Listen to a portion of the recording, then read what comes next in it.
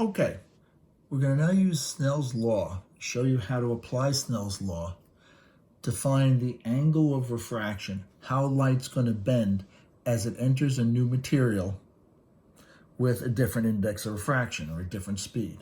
Now we're going to go from air, which has an index of refraction of 1, and I worked out what the speed's going to be here, n equals c over v, c's being the speed of light in a vacuum over v, 3 times 10 to the 8th meters per second over v, and that gives me 3 times 10 to the 8th meters per second here.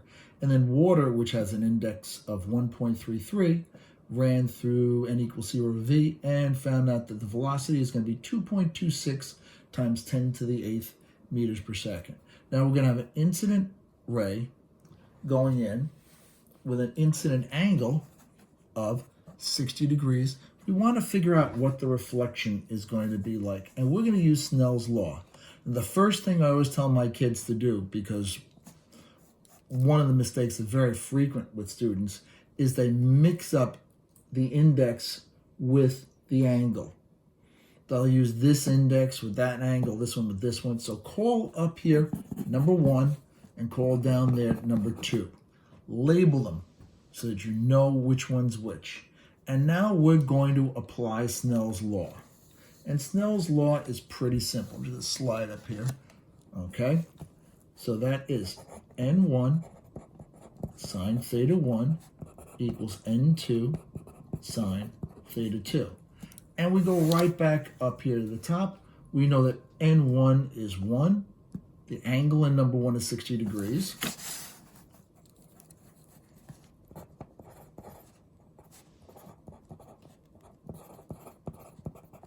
Equals n2, which we know is 1.33,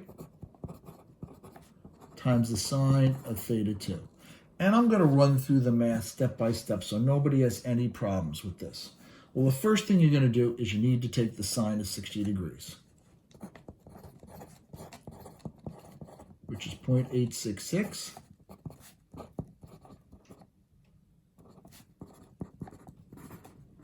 We're going to want to get the sine theta 2 by itself. Divide both sides by 1.33. Drops that out. And run through the math on that. That gives, that gives me the sine of theta 2. Let's get rid of that.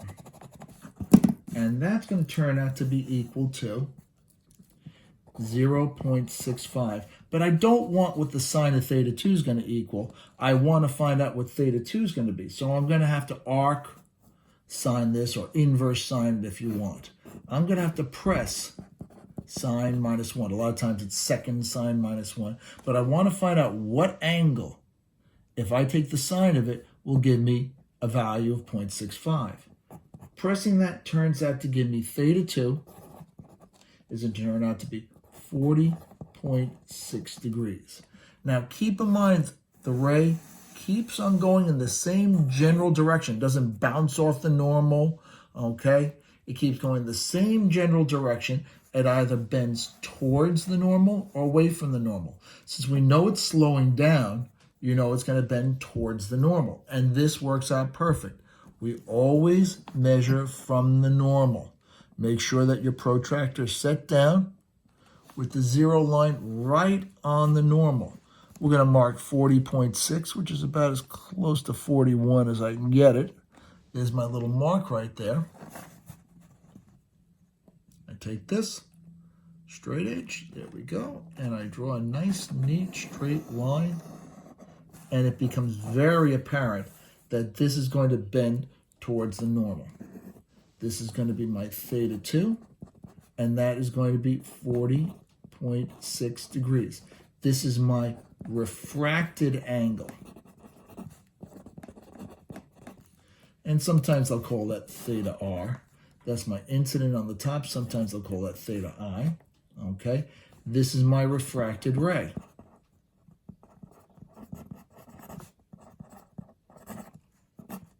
Sorry about the handwriting, but that's our refracted ray. Now, one thing we want to bear in mind is what happens when a wave hits a new medium, that there's a different speed. Well, I don't care if it's going to be light waves, sound waves, Three things are going to happen when a wave hits a new medium.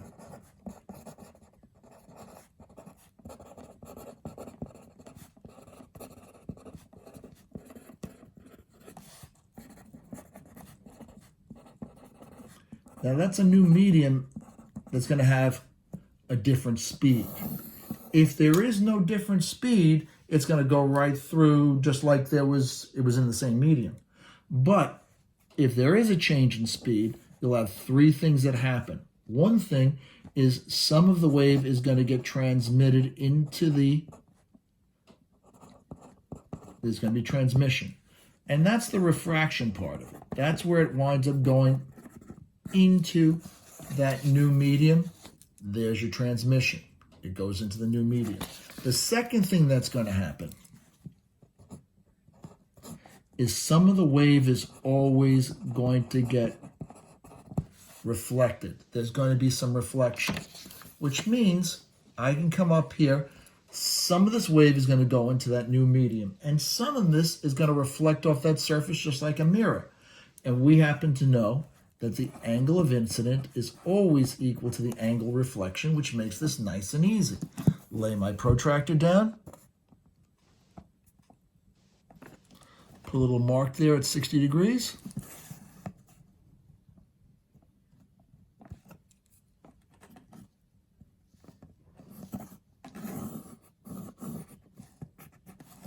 That's my reflected ray.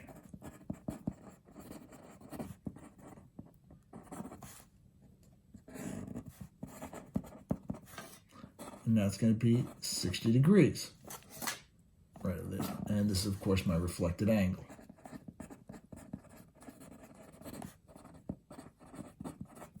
Now, there is a third thing that happens. Let's think about light hitting your windows. Bright sunny day outside, it hits your windows. Clearly, some of the light is entering your house. You get light inside of your house.